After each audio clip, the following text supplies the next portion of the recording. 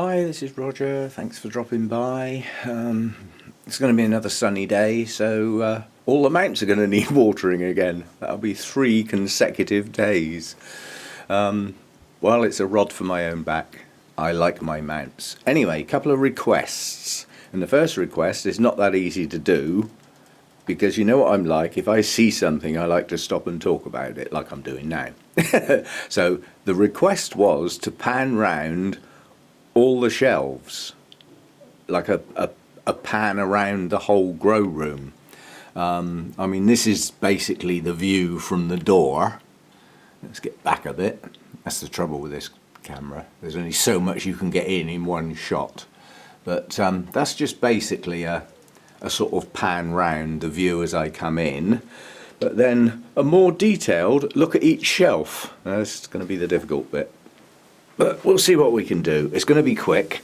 Those are Phalaenopsis that I repotted yesterday. I did 5 yesterday, 1 mine and 3 of my daughters. So hopefully they'll pull on. They're sat down there, that's not their permanent home. I just want to keep them quite shaded just for a few days. They didn't get watered because they got absolutely drowned cleaning the roots off and everything. That's more than enough hydration. To keep them going until I water them, which will probably be tomorrow. Right, this shelf is fundamentally, apart from that huge big bulbophyllum thing, everything on this shelf is cool growing. That's effectively warm growing, so it's in the wrong place, but it'll have to do for now. And you can see that new growth that I filmed yesterday. I've moved the whole plant to the other side of the pot. There were no living roots on the bottom of that large bulb. So it's all down to that new growth. If that doesn't push some roots out, then that's not going to be long for this world. But basically this shelf is Restrepias and Masdevallias. Yep. Next shelf up is my motley collection of come on. Paphiopedilums. It's too early in the day for this. Anything you see as I go past with a red label on it is not my plant, it's actually my daughter's. I repotted 3 of those the other day, mainly because their media was getting a bit soggy. And then this is a higher light shelf. I won't say highest light shelf, but it is a higher light shelf being on the top. So there's not much above it. This is all sorts on here. There's some Phalaenopsis up there. They're there purely because when I asked about problems about not spiking, most people said just give them more light. So that's why they're up here for now. But quite a few of those plants aren't mine anyway. There's Oncidiums up here. There's some Dendrobiums, Dendrobium kikis, my Psychopsis. They're both up here. An assortment. And then along the back here is the highest light position I've got, which is where my Vandas live. And even when I put the shade netting on the roof, the shade netting only comes halfway across that panel, so there is no shade netting on this area. So in the summer this gets as much sun as I can give them through that bubble wrap and the dirty roof above it. Some of these racks I can't really show very well, because I can't see what the hell I'm doing, but there's a couple of Vanda seedlings up there and a couple of other mounts. This rack up here is a motley crew. It's an assortment basically. I mean, there's one of my large Dendrobiums up there. There's effectively these 4 plants, that Cattleya and those 3 Miltonias are probably infected with Fusarium. So they are kept separate. They're not allowed to drip when I water them, and they get watered separately at the moment. Those are my 2 Rhynchostelis giganteas. Sorry, let me correct that. My unbloomed Rhynchostelis giganteas. And I've seen smaller plants than that with spikes on. So come on, you two, get your act together. Up on that back rack are my 2 little Neophanesias, variegated one and the real miniature, and that's my Rhyncholalia glauca.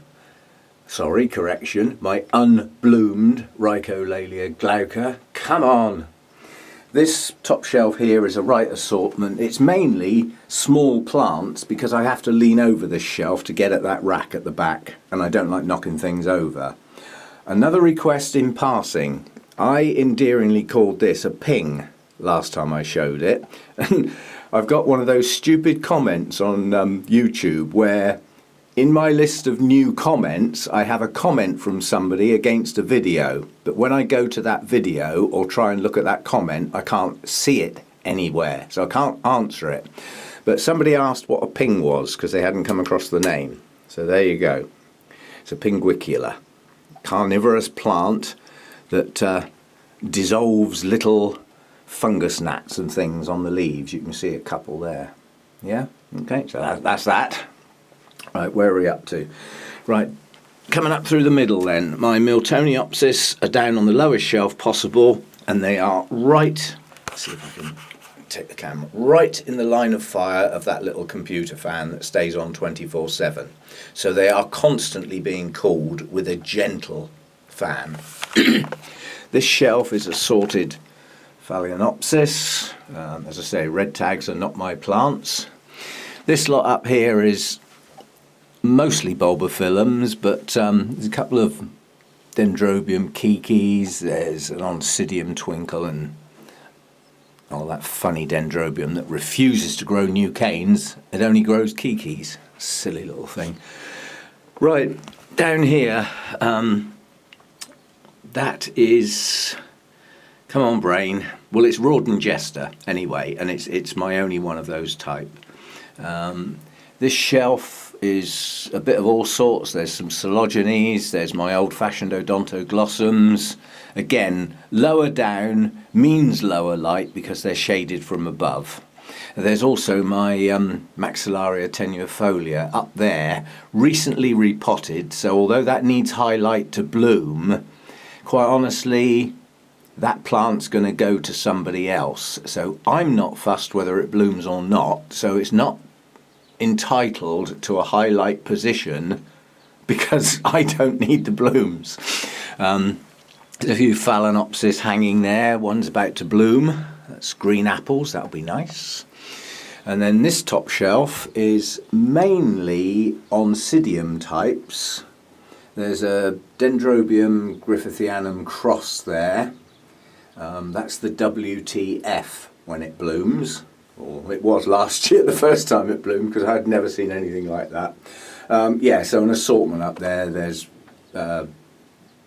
Brassia types, Oncidium types, various. And also my Dendrobium Phalaenopsis types are here.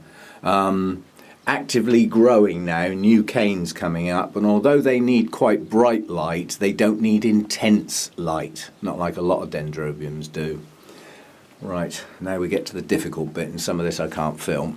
Up on this bit here, we've got, especially against the light, there's an Orangus up there, and through the jungle, Dendrobium, recently mounted, and a Brassivola there, that's David Sanders, as yet unbloomed. The jungle up in the roof there, basically occupying that whole space, that takes up a 2-foot cube on that tiny little mount, and that's Hercoglossum, and I doubt if the camera's picking it up, but it is a mass of spikes at the moment. That's going to be quite a show. So that's that lot. This rack here, I don't think I'm going to be able to get at it. I'll see what I can do, but that's basically a row of Tolumnias. I don't know what you're looking at because the camera's back to front, and also my large mounted Maxillaria tenuifolia that is going to be kept and is in a highlight situation, so it should bloom. And then with its back to the highlight temporarily is my Nesta. Yeah, that starts up there and ends down there. That's a big plant. These buds are swelling nicely now. New growths are pushing on. They haven't been set back by mounting it. This is another Maxillaria. This is Arachnidifolia, I think it is. I've forgotten. That's up in the roof for now. Once it's finished blooming, it won't need that light for a while. It can come down a bit because it does shade a lot of other things. Top shelf up here, Dendrobium nope. Good God! That little air plant's got a flower on it. Yay! I'll have to get that down. But it won't be today, it'll be tomorrow when this lot get watered. Oh, that's my first air plant to bloom, apart from the Spanish moss. But then you've got a job to see the flowers. This is Harveyanum. This is its next spike coming on. That little Kiki there, Stardust. So that's my Nobiles mainly up there, but a few other things sneak in there. It's just a matter of trying to find some space, really. And then hanging here, I've got my 2 Tolumnias that are out, and various other things. A lot of mounts have got their back to us at the moment because they don't need the heat, but they do need the light, so they're as close to the glass as I can get them. And then this lot down here, there's a Cattleya, a couple of Cattleya's Oncidium types. This one that was on yesterday, Melissa Brienne there.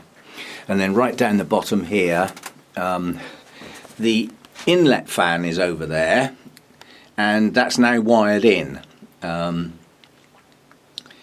Basically until tomorrow, when we might get some rain, when I'm going to have to cover the outside up because I still haven't made a hat for it to keep the rain off, and I don't want rain getting in the electrics.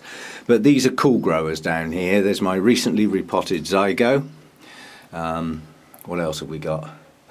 Forgotten. That's my species Odontoglossum. That's Neavium. That's a good plant, that is. Recently repotted, and all those new growths, I think there's 7, are just starting to put their roots out because the roots on that weren't too good. Oh, come on back. That's the recently imported anosmum. And up here in those open baskets and that pot are dendrobiums that do need the highlight and don't mind the warmth in their growing season, but their light levels can come down a bit soon, so they can come a bit lower down and put something that really needs highlight. This top shelf, those are going to get mounted soon. They're not staying in those pots. They're clumsy in the pots. They take up more room than necessary, and they are pendulous type, you know, deciduous dendrobiums. They do well on mounts, so they're coming off of those, they're coming out of those baskets soon. This top shelf here is mainly Cattleyas. This is an assortment down here. These are the recent Latorias that I got. They're just acclimatizing at the moment. I don't want them in strong light yet. And most of those are sort of rescue Oncidium types.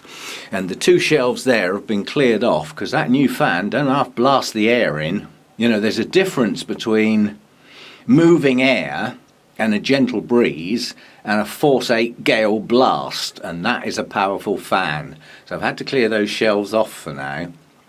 I'm going to think about that. I might change some things around. Oof. Right, up here, this is, it used to be Tolumnia City, that's all that was up there. But there's a few other things up in there now. There's an Orangus up in there. It's one of the higher light types. There's that strange Rodriguesier that Rachel gave me that is actually pushing on really well. It's chucking out roots all over the mount. Love it. And the Tolumnias that are up here are the ones with spikes mainly. That's my species one there. That's no spikes yet. It's a good job it hasn't got a spike yet because the spike's 3 foot long.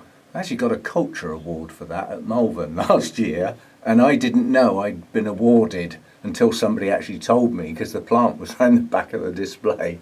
There's my Elizabeth Ann Buckleberry bulbophyllum there. Now that's got to come out of that pot because I'm wasting all these aerial roots. They should be in something. I like to stay moist, so I've got to do something with it, but I'm still not quite sure what. And then round this side we've got various things. I can't be doing names at this time of day with when they're all a variety like that, but there's all sorts up there. Some doing well, some not so well. Love the canes on that. Now all we need is some blooms to go with it. Come on!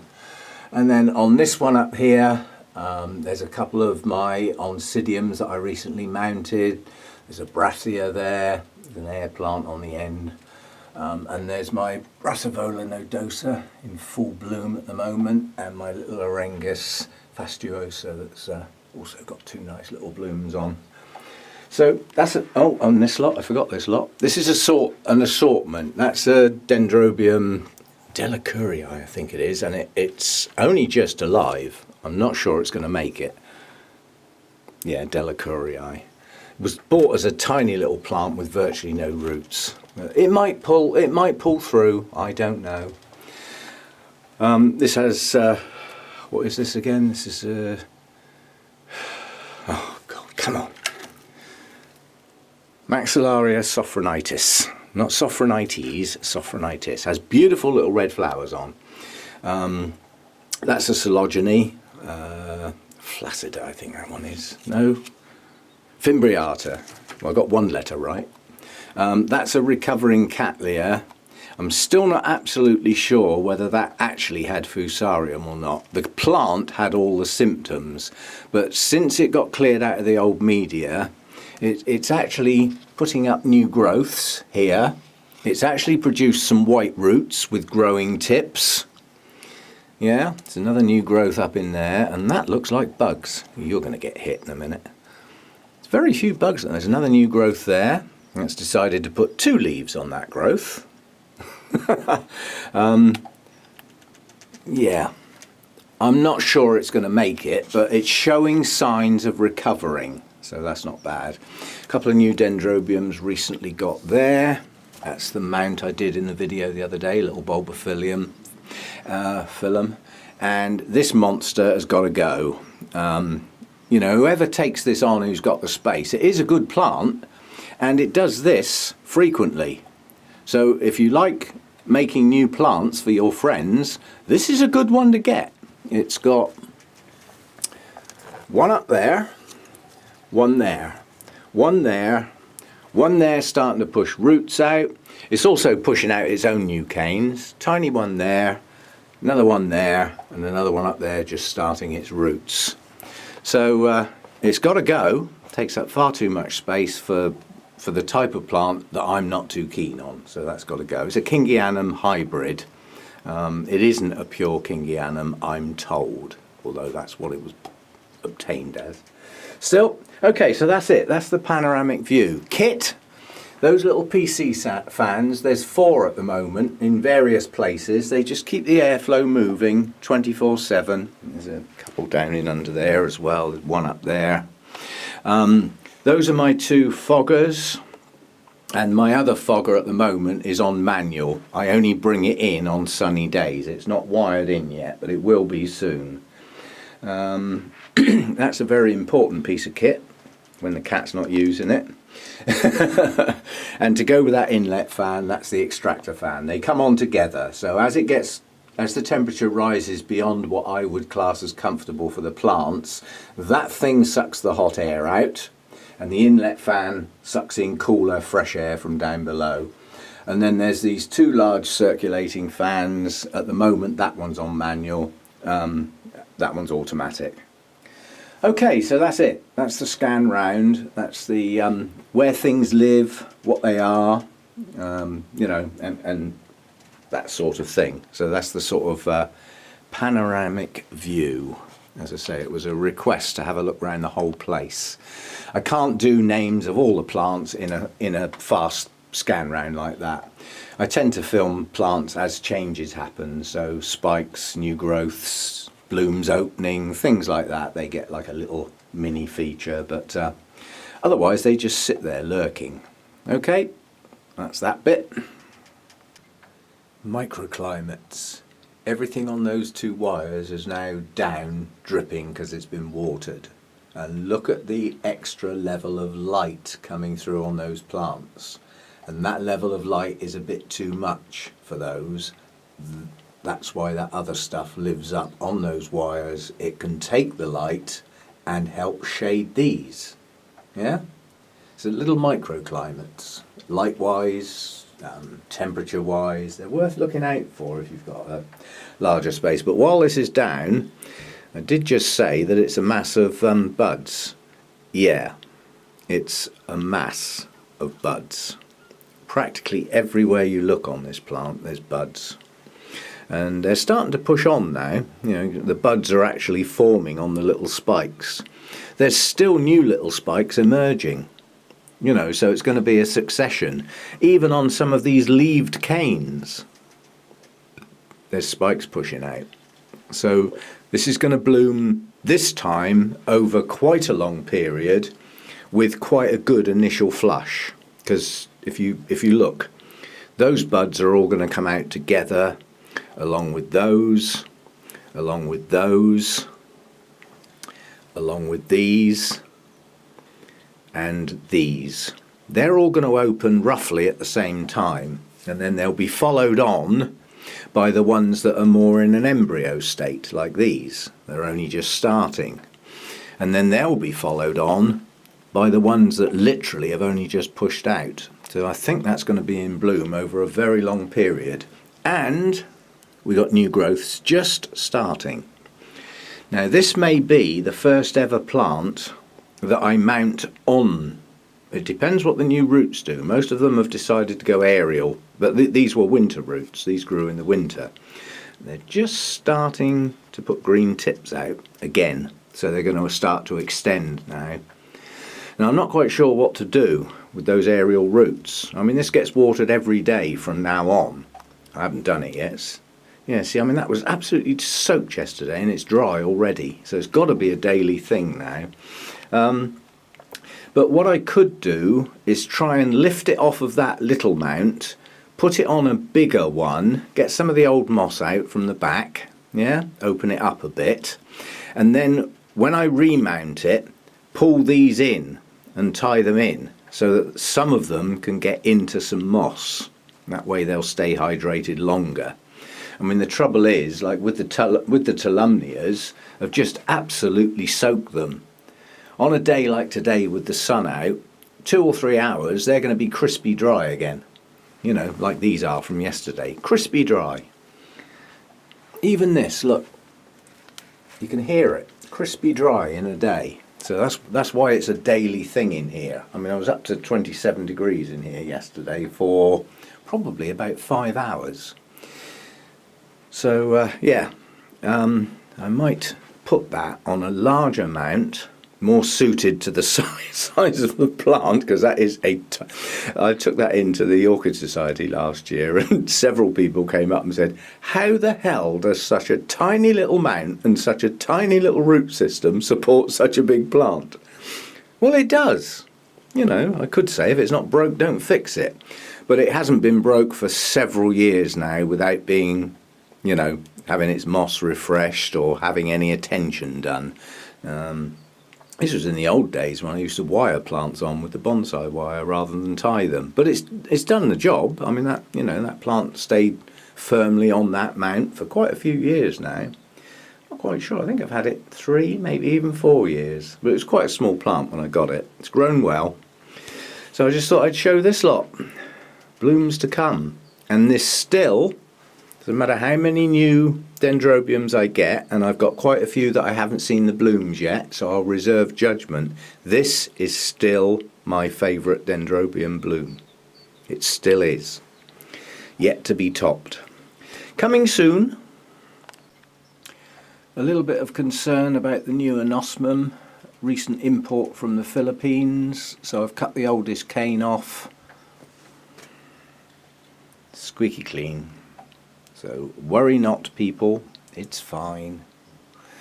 But I know Anna Maria had one of these plants probably after last year's imports, and it was actually infected, so I appreciate the concern. This one's good. That was the oldest cane. That type of infection does tend to start in the older part of the plant and move towards the new growth. Why it works like that, I don't know, but from experience, that's what it does. But anyway, this one's clean. I mean, that's you know, that's the cut that the supplier made, or somebody out in the Philippines made from probably a huge plant, started off as, and that's the oldest cane on the plant for me that isn't wired in, that I can spare. Let's put it that way. You can see it is an old dried up cane, so it's no loss to the plant. Anyway, worries over, squeaky clean. And this is my little Tiny Twinkle. That I don't mean that's its name, Tiny Twinkle. Yes, it's tiny, but that's actually its name. This got itself in a bad way, really bad scale, took off the base of the leaves on the tops of the pseudobulbs, got itself in a bit of a state. Well, sorry, let me rephrase that. I let it get in a bit of a state, that's more like it. It didn't do it on its own. But it's just showing signs of coming back now. Got a nice little new growth on that right hand plant, and a new one just starting on the growth above with the associated new roots. So that's going to pull through, but it'll take a while to get back to its glory again. But with the new growths come new roots. With new roots comes extra vigour, and extra vigour should trigger more new growths. I mean, when it was growing well, it was quite a vigorous plant. It fell into two when I repotted it. But yeah, it's coming on. Here's a thought for you. Us YouTubers, we appreciate all the comments you make, and I really appreciate the comments people make, and I always try and answer them. But in the background, you've got the old thumbs up and thumbs down thing, the likes and the dislikes. If I watch somebody's video, unless I really dislike it, it automatically gets a like. I just think it's common courtesy. If I've bothered to watch somebody's video and they've bothered putting that video up, filming it, editing it, doing all the stuff, I think it's worth a like. It's only one click on your mouse, for goodness sake. And it seems the more subscribers you get, and Danny will verify this, the higher the percentage of dislikes. But it is a percentage. It might seem like you're getting more, but it isn't really. You have to look, you know, and treat it as a percentage. And if you go into the analytics on your dashboard, you can have a look round. You can see the countries that your dislikers live in. I've got a persistent one, because I come from an IT background, and I was an analyst in my IT career. I am analytical, so that page interests me. And I've got a persistent disliker that lives in Belgium. That's also subscribed. It's amazing what you can find out if you dig. I haven't got a name and address yet, but I have certain skills. Anyway, why do you bother subscribing to a channel and then persistently dislike the videos? Wouldn't it be a good idea to just go and play somewhere else? Almost seems like there's a little vendetta going on. Perhaps I upset somebody in the past. And then I thought, hang on, Belgium. Who do I know in Belgium? Who have I had dealings with in Belgium? And those of you that know me long enough know exactly who I mean, don't you? How petty. And it's not doing you any good anyway. Because you show up like, you know, you really do show up. Anyway, those of you that get an odd dislike here and there, for goodness sake, don't worry about it. It's just somebody clicking a box. I mean, for me, if I disliked a video enough to give it a dislike, I'd also have the courtesy to say why. Because it might be that somebody can improve their videos. They could do things better. I mean, I had a few people for a while that I had no sound on their videos. And I was sort of frustrated thinking, this could be really interesting and I can't hear anything. So I didn't dislike the video, but I left a comment saying, I've got no sound on your video. Is it just me? And it turned out it was just me. I had two wires back to front in my speaker system on the PC, and those videos have been produced with an app, probably a phone app, that centralises the sound. So it's not stereo, it's a central single stream of sound. And that was getting pointed at my centre speaker of my theatre sound system. And the centre speaker was effectively not plugged in. So it was me. But if I hadn't left a comment, you know, that person wouldn't have known, they wouldn't have been able to offer some help. And blow me, look what I've just seen. Oh, that's a brand new little dendrobium. This is the one with the... I thought it was charcoal. It's not, it's actually grit. So I have to take that back. It's just some grit on the top of the pot. But that is a spike. I've lost the tag. Ah! Dendrobium with no tag. Tag sat on its own, waiting to find the dendrobium with no tag. So that's actually that. And it looks like we've got a spike. I didn't think that was big enough to bloom. Goodness me. I'll stick that in later or I can end up knocking the plant out of the pot. Anyway, as I say, if you get the odd dislike on your videos, for goodness sake, don't get upset about it. You know, it's meaningless. The things that are most important are the comments. And we read them, and, you know, most of us try and answer them. There are a couple of high-profile individuals that they do answer and, you know, reply to their comments, but you won't ever see their comments on anybody else's videos. And the chances are they're just too flipping busy. You know, some people are not only doing videos and doing orchids, they have to go to work. You know, and they might have to travel. They might even have to stay away. There's only so many hours in the day that you're not sleeping. So, you know, some people don't seem to get out and about and watch other people's videos. They probably just haven't got time. Yeah? So YouTube's a funny old world. As I said, I lost a comment this morning and I still haven't found it. Anyway, life goes on. I don't think I've got much else to film today, quite honestly. I'm pleased that the new anosmum wasn't infected. It was worth checking, especially as that was a potential source, so it was important, because I did actually get 3 plants. So anyway, I'll leave it at that for the day. I've got to get up here and water tomorrow, so I should be able to get at those air plants. They're due for a dunk, so we'll have a look. So they just sit up there for weeks and weeks, untouched, forgotten about. I don't even know why I got them, really. I'm not that interested in them. But if they're going to produce big purple things with yellow bits on the end, then perhaps I'll show a bit more interest. Okay, that'll do for today. And still one of my favourites out at the moment, just catching the sunlight. And now we're going to get fogged, so I'm off before I get soaking wet all up my back. See you again next time. Bye for now.